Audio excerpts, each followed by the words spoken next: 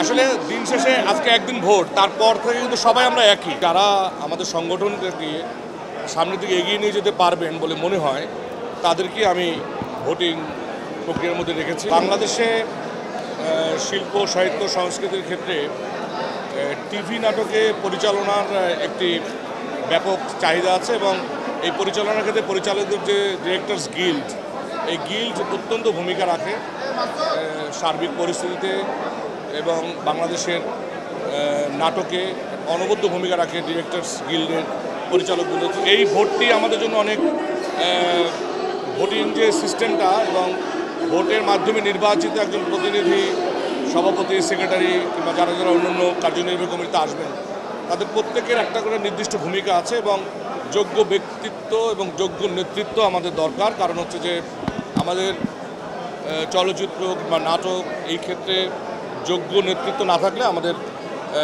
সামনের পথ চলাতে অনেক সমস্যা। আমি সেই ক্ষেত্রে আমি মনে করি যে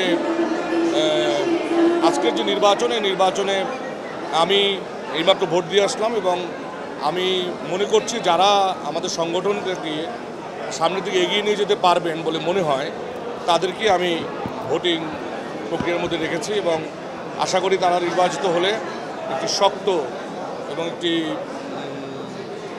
সুন্দর একটি ডিরেক্টরস গিল্ড আমরা পাবো। আসলে দিন শেষে আজকে একদিন ভোট, তারপর থেকে কিন্তু সবাই আমরা একই।